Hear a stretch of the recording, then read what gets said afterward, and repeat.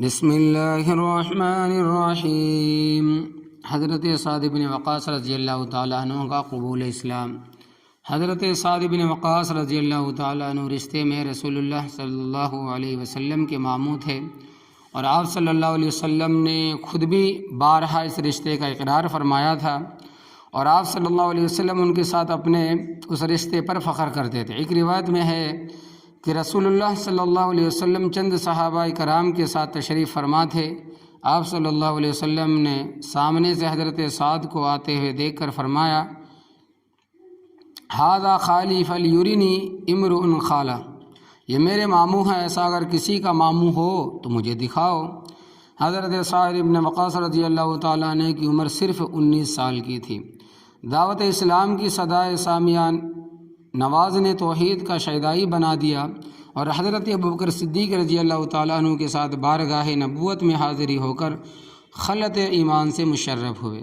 بخاری میں حضرت سعد رضی اللہ تعالیٰ عنہ سے روایت ہے کہ ان سے پہلے کوئی شخص مسلمان نہیں ہوا تھا، اور ایک دوسری روایت میں وہ اپنے کو تیسرا مسلمان بتاتے ہیں، لیکن محدثین عظام کی تحقیق کے مطابق 6-7 بزرگوں کو ان پر تقدم کا فخر حاصل ہو چکا تھا۔ البتہ یہ ممکن ہے کہ حضرت سعد رضی اللہ تعالیٰ عنہ کو ان کی اطلاع نہ ہو، کیونکہ کفار کے خوف سے انہوں نے اپنے ایمان لانے کا اعلان نہیں کیا تھا۔ حضرت سعد رضی اللہ تعالیٰ عنہ کے قبول اسلام سے رسول اللہ صلی اللہ علیہ وسلم کو بے پناہ مسرت حاصل ہوئی، اس لیے کہ ان کے اندر شرافت و مردانگی کی ایسی علامات پائی جاتی تھی جو اس بات کا پتہ دے رہی تھی کہ عنقریب یہ ہلال بدر کامل بن کر آسمانی شہرت پر جگمگائے گا، اور حسب و نسب کے لحاظ سے ان کو معاشرے میں جو بلند مرتبہ حاصل تھا وہ مکہ کے نوجوانوں کو اس بات پر ابھار رہا تھا کہ وہ بھی ان کے راستے کو اپنائے اور خود کو ان کے سانچے میں ڈھالیں۔ حضرت سعد بن وقاص رضی اللہ تعالیٰ عنہ اگرچہ نہایت معزز اور اپنے قبیلے میں نہایت مقتدر تھے، تاہم کفار کے ستم سے محفوظ بھی نہ تھے۔ بنو اسد اسلام کے جرم میں ان کو سخت سزائیں دیتے۔ حضرت سعد بن وقاص رضی اللہ تعالیٰ عنہ کی ماں نے جب لڑکے کی تبدیلی مذہب کا حال سنا تو نہایت کبیدہ خاطر ہوئی، اور انتہائی غیظ و غضب کا اظہار کرتے ہوئے کہا، سعد، یہ کیسا دین جو تم نے اختیار کیا ہے، جس نے تم کو تمہارے باپ دادا کے دین سے برگشتہ کر دیا ہے؟ خدا کی قسم تو اپنے اس نئے دین کو ترک کر دو، ورنہ میں کھانا پینا چھوڑ کر خود کو ہلاک کر لوں گی۔ اس وقت تمہارا سینہ شدت سے غم سے شاک ہو جائے گا۔ ندامت و پشیمانی کے مارے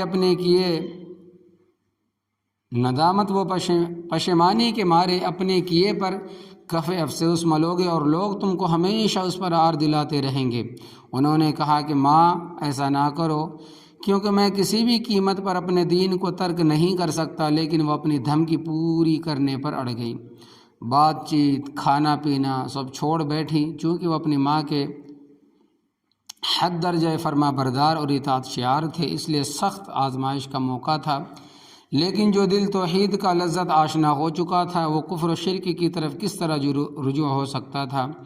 ماں مسلسل 3 دن تک بے آبودانہ رہی۔ فاقہ کشی کی وجہ سے ان کا جسم دبلا ہو گیا، ہڈیاں کمزور ہو گئی اور اعضاء ڈھیلے پڑ گئے۔ وہ تھوڑی تھوڑی دیر بعد جا کر کہتے کہ کچھ کھا لو، مگر وہ شدت سے انکار کرتی رہی۔ آخر میں انہوں نے کہا کہ ماں، بے شک میں تیرے ساتھ شدید محبت رکھتا ہوں، لیکن اللہ اور اس کے رسول صلی اللہ علیہ وسلم کی محبت تیری محبت سے کہیں زیادہ ہے۔ تو یہ بات اچھی طرح سن لے، خدا کی قسم اگر تیری 1000 جانیں ہوں اور وہ سب ایک ایک کر کے تیرے اندر سے نکل جائیں، تب بھی میں اپنے دین کو نہیں چھوڑ سکتا۔ جب انہوں نے سعد رضی اللہ تعالیٰ عنہ کا یہ اٹل فیصلہ سنا تو آخرکار اپنی عزت سے باز آ گئی اور کھانے پر مجبور ہو گئی۔ خدائے پاک کو ان کی یہ شان استقامت کچھ ایسی پسند آئی کہ تمام مسلمانوں کے لیے معصیت الہی میں والدین کے عدم اطاعت کا ایک قانون عام بنا دیا گیا۔ فرمایا کہ وَإِن جَاهَدَاكَ عَلَىٰ أَن تُشْرِكَ بِي مَا لَيْسَ لَكَ بِهِ عِلْمٌ فَلَا تُطِعْهُمَا، اگر والدین تجھ کو میرے ساتھ شرک پر مجبور کرے تو جن کا کوئی علم و یقین تیرے پاس نہیں ہے تو اس میں ان کی اطاعت نہ کر۔ اسلام قبول کرنے کے بعد ہجرت نبوی تک مکہ ہی میں مقیم رہے۔